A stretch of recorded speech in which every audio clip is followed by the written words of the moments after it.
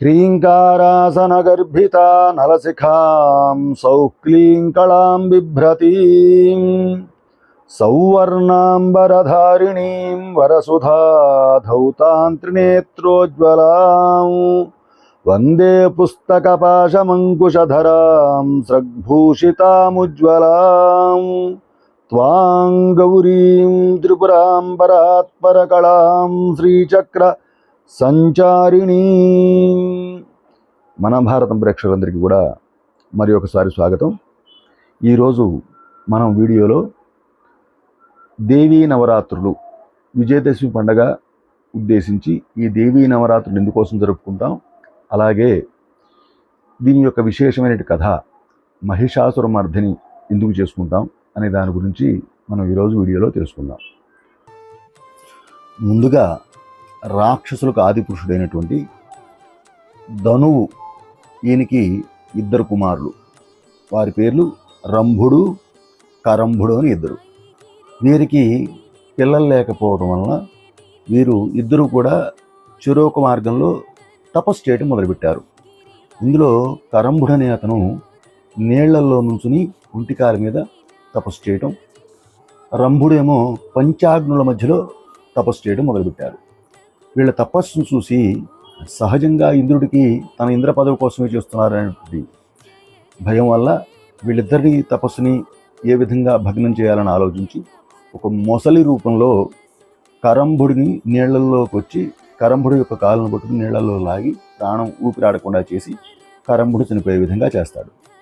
ఈ కరంభుడు చనిపోవడం వల్ల ఈ రంభుడికి తను చేస్తున్న పనిని ఏ విధంగా అయినా సరే వీళ్ళు చెడగొట్టేస్తారు అనే ఉద్దేశంతో తనను చంపేయడానికి వీళ్ళందరూ సిద్ధపడతారని భావించి తన యొక్క జుట్టుని తన చేత్తో ఎడం చేత్తో పట్టుకుని శిరస్సును ఖండించుకుని అగ్నిహోత్రంలో వేసేద్దామని భావించి దానికి ఉద్యుక్తుడవుగా అప్పుడు అగ్నిహోత్రుడు ప్రత్యక్షమై ఆయన ఆత్మహత్య చేసుకోవటం అనేది అత్యంత హీనమైన పని, దాన్ని మానేసేయమని చెబితే అప్పుడు ఆ రంభుడు అగ్నిహోత్రుడితో, స్వామి, మేము అన్నదమ్ములం ఇంద్ర పదవి కోసం కాకుండా మాకు సంతానం లేదని తపస్సు చేస్తూ ఉంటే ఇంద్రుడు వచ్చి మమ్మల్ని ఈ విధంగా మా అన్నయ్యని చంపేసి ఉన్నాడు, అందువల్ల మాకు సంతానం కలగాలి, ఏం చేయాలని కోరుకుంటే అప్పుడు అగ్నిహోత్రుడు ఆయనకు వరం ఇచ్చాడు. నీవు ఏ జీవితో అయితే సంభోగం చేస్తావో ఆ జీవి ద్వారా నీకు సంతానం కలుగుతుంది అని చెబితే అప్పుడు ఈ మోహావేశంలో ఉన్న రంభుడు అడవిలో ప్రయాణం చేస్తూ ఉండగా చాలా రకాల జీవులు, మనుషులు, అందమైన వాళ్ళు కనబడినా కూడా అతనికి ఒక చక్కని గేద మహిషిని చూడగానే అతనికి దానిపైన మోహం కలిగింది. అప్పుడు ఈ రంభుడు కూడా మహిష రూపం పొంది ఆ గేదతో సంభోగం చేశాడు. అప్పుడు ఆ గేద చూలు పొందింది. అప్పుడు వీళ్ళిద్దరూ కూడా పాతాళలోకానికి వెళ్ళిపోయారు. వెళ్ళి అక్కడ ఉండగా ఇంకొక పోతు ఈ గేద మీద మోహం పడి ఈ గేద వెంట పడగా అప్పుడది ఈ రంభుడి దగ్గరికి వస్తే ఈ రంభుడు ఆ పోతుతో యుద్ధానికి సిద్ధపడ్డాడు, దాన్ని చంపడానికి. అప్పుడు ఈ రంభుడి కంటే బలంగా ఉన్నటువంటి ఆ మహిష ఈ రంభుడిని కొమ్ములతో పుడిచి చంపేసింది. అప్పుడు ఈ రంభుడు చనిపోవడం వల్ల ఈ గర్భంతో ఉన్న ఈ గేదె ఏదైతే ఉందో ఇది యక్షుల దగ్గరికి పరిగెత్తింది. తను గర్భంతో ఉన్నాను, తను కాపాడమని కోరుకుంటే అప్పుడు వాళ్ళు దాని మీద ఆ పోతు మీద ఎక్కువ బాణాలు వేసి దాన్ని సంహరింపజేశారు. అప్పుడు ఈ మహిషి తను రంభుడు చనిపోయాడు, అతని చితి మీద ఈ గేదె కూడా పడి చనిపోవడానికి సిద్ధపడింది. ఆ చితిలోకి దూకేయటం వల్ల అప్పుడు ఆ అగ్నిలోంచి పుట్టాడు.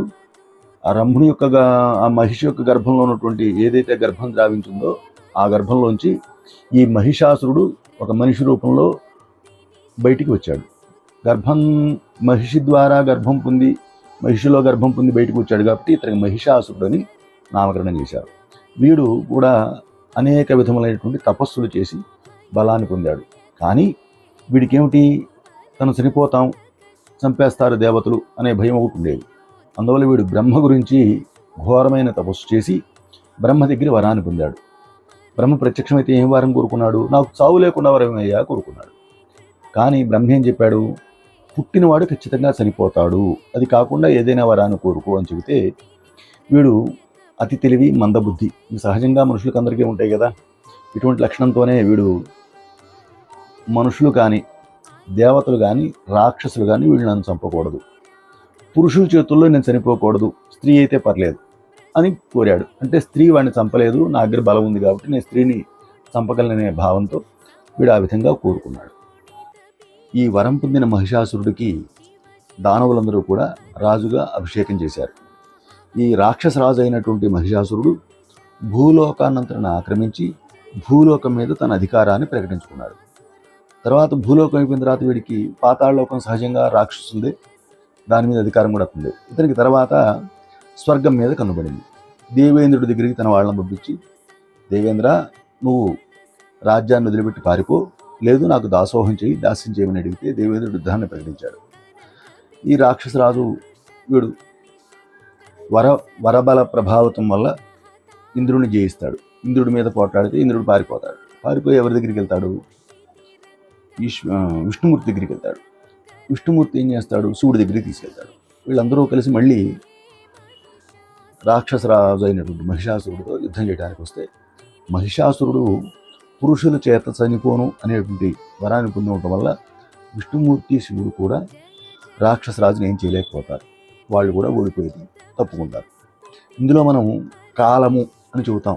కాలం అనేది అన్నిటికంటే బాగా బలమైనది, ప్రతిదానికి సమాధానం అదే ఇస్తుంది. ఈ కాల ప్రభావమే శక్తి అని చెప్పుకుంటాం మనం. దీనికే శక్తి అని పేరు. ప్రకృతి యొక్క రూపాన్నే శక్తి అనుకుంటా, ప్రకృతికే కాలము అని పేరు. అటువంటి శక్తి రూపం అయినటువంటి అమ్మవారిని వీరందరూ ప్రార్థిస్తే అమ్మవారు మహాలక్ష్మి రూపంగా వీరికి దర్శనమిస్తుంది. మహాలక్ష్మి రూపమే మనం ఎందుకు చెప్పుకుంటామంటే, ఇచ్ఛాశక్తి, జ్ఞానశక్తి, క్రియాశక్తి అని 3 రకాల శక్తులు. ఇచ్ఛ అంటే కోరిక, జ్ఞానము అంటే అందులో అటువంటి మర్మాన్ని తెలుసుకోగలగడం, క్రియాశక్తి అంటే ఆ పని చేయగలిగే శక్తి కలిగి ఉంటాం. ఈ 3 యొక్క రూపాన్ని మనం అమ్మవారిగా భావిస్తాం. ఈ 3 యొక్క రూపంలో మహాలక్ష్మి అమ్మవారు సర్వాలంకారాలతో అత్యంత సుందరంగా అమ్మవారు ఉంటే, ఆవిడ 18 చేతులు కలిగి ఉంటుంది. 18 చేతులందు ఆయుధాలు కలిగి ఉంటుంది. సింహవాహనాన్ని పొంది ఉంటుంది. ఇటువంటి అమ్మవారిని వీళ్ళందరూ ప్రార్థించి, మహిషాసురుడితో యుద్ధం చేయాలమ్మా, మేమందరం వాడి చేతులు ఓడిపోయామంటే అప్పుడు ఆవిడ చెబుతుంది, కాలమే ప్రతిదానికి కూడా సమాధానపరుస్తుందని చెబుతుంది. కాలమే సమాధానపరుస్తుందని చెప్పిన ఈ అమ్మవారు అప్పుడు ఒక గర్జన చేస్తుంది. ఈ గర్జన వింటే ఎవరికైనా సరే భయం కలిగే విధంగా ఉంటుంది. ఈ గర్జన ఎక్కడ దాకా వినపడిందంటే మహిషాసురుడు కూడా వినపడింది. వినపడితే వాడు ఈ గర్జన అసలు ఎవరు చేశారో తెలుసుకోండి అని చెప్పేసి తన యొక్క సేవకులను పంపించాడు. వాళ్ళు ఈ గర్జన వచ్చిన వైపుకి వెళితే అక్కడ దేవతలందరూ కూడా ఈ అమ్మవారిని స్తుతిస్తూ ఉంటారు. అప్పుడు వీడు అక్కడికి వెళ్ళి అమ్మవారిని చూస్తాడు. ఆవిడ ఎట్లా ఉంది ఈ వివరాలని చూసి అప్పుడు మహిషాసురుడి దగ్గరికి వస్తాడు. వస్తే మహిషాసురుడికి వాడి యొక్క సేవకులు చెబుతున్నారు, ఆవిడ సింహం మీద కూర్చునుంది, మంచి అందంగా ఉంది, అత్యంత అద్భుతంగా ఉంది, 16 చేతులు కలిగి ఉంది, తెల్లని వర్ణం కలిగి ఉంది, సర్వాభరణాలు పెట్టుకుంది, 18 చేతులు ఎందు ఆభరణాలు పెట్టుకుంది, చాలా శాంతంగా ఉంది అమ్మవారిని చెబుతాడు. అటువంటి ఆవిడ మీతో కలిసి రాణిగా ఉంటే బాగుంటుందని వాళ్ళు చెబుతారు. అప్పుడు వాడికి వాళ్ళు చెప్పిన వర్ణనకి వాడు కూడా మోహం పడి, ఆవిడ నేను పెళ్లి చేసుకుంటాను, వెళ్ళి మాట్లాడరా అని చెప్పి ఇంకో మంత్రిని పంపిస్తాడు.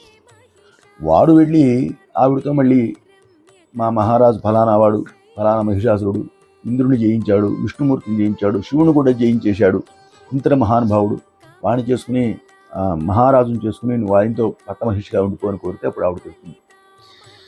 ఏం చెబుతుందంటే ఆవిడ, వాడు మూర్ఖుడు, అవివేకి, వాడు కోరుకున్న వరమే నపుంసకుడు లాంటి వరం. అంటే పురుషుడు యుద్ధం చేసి పురుషుడి చేతిలో చనిపోవాలని కోరుకోవచ్చు, వాడు వీరుడు అవుతాడు. స్త్రీ చేతిలో చనిపోయిన వాడిని నపుంసకుడు అంటారు. అటువంటి వాడు నాకు సమజోడిగా ఊహించడానికి కూడా కుదరదు. అయినా నేను నా పురుషుడితో కలిసే ఉంటా, ఎప్పుడూ పురుషుడు నేను కలిసే ఉంటాము, అదే శక్తి అంటే.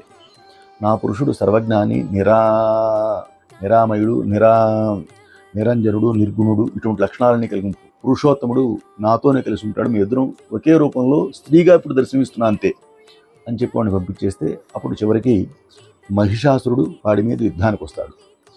యుద్ధానికి వస్తే అప్పుడు ఈ భూమి మీద ఉన్నటువంటి శక్తులు ఏవైతే ఉన్నాయో ఇవన్నీ ఆవిడలో ఏకమయ్యి, ఆవిడే శక్తి రూపంగా, ప్రకృతి అంతా ఆవిడే కదా, ప్రకృతిలో ఉన్న శక్తులన్నీ ఆవిడలో ఏకమయ్యి వాడితో యుద్ధం చేస్తే వాడు అంటాడు, నువ్వు ఒక్కదానివే నాతో గెలవలేక ఈ శక్తులన్నింటి నీలో క్రోడీకరించుకుని నాపై యుద్ధం చేస్తున్నామని అడిగితే అప్పుడు ఆవిడ చెప్తుంది, నాలో కలిసిన శక్తులు ఏవైతే ఉన్నాయో బ్రహ్మాణి, మాహేశ్వరి, కౌమారి, వైష్ణవి, వారాహి, ఇంద్రాణి, చాముండి, ఈ శక్తులు సప్తమాతృకులు.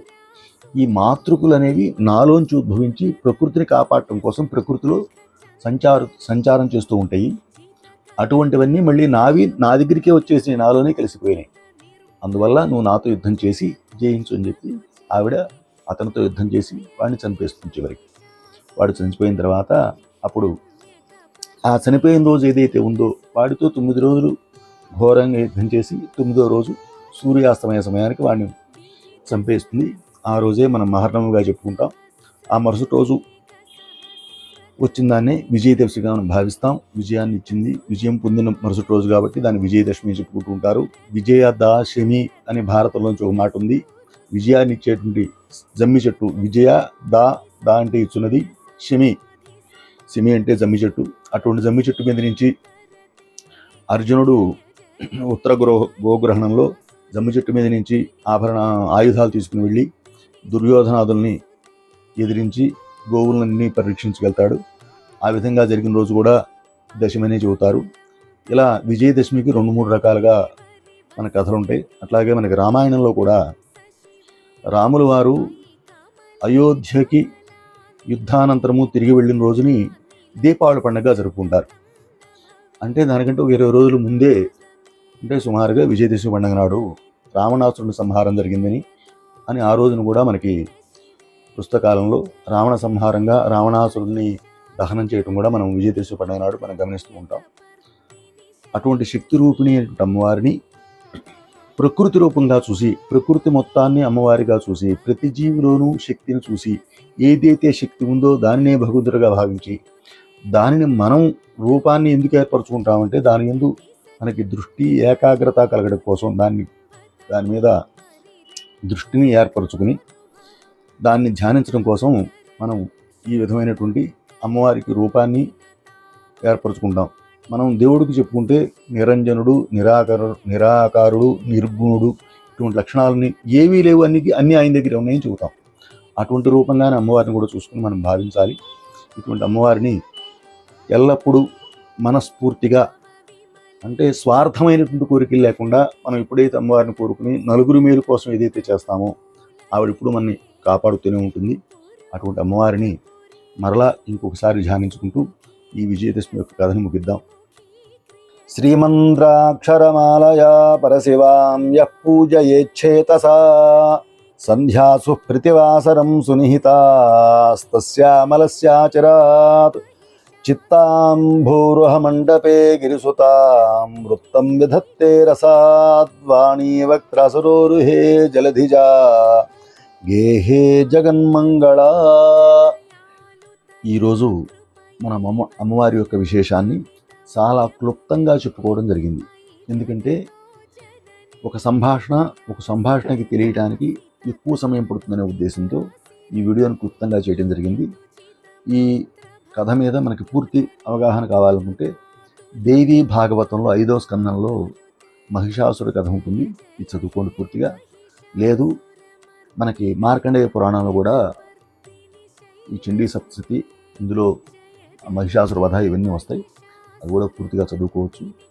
అలాగే మీకు ఈ పురాణాలు లేదు ఇతిహాసాలు, ధర్మాలు, ఆచరణ వీటి మీద ఏమైనా అనుమానం ఉంటే మాకు కామెంట్ రూపంలో తెలియజేయండి. వాటికి మేము పుస్తకాధారంగా ఇదో ఫలానా పురాణంలో ఈ విధంగా ఉందని విధంగా దానికి ఆధారభూతంగా దానికి సమాధానం ఇవ్వగలుగుతాం. అలాగే ఈ వీడియో మీకు నచ్చినట్లయితే మా వీడియోని లైక్ చేసి, షేర్ చేసి, సబ్స్క్రైబ్ చేయవలసిందిగా కోరుతున్నాం. ధన్యవాదాలు.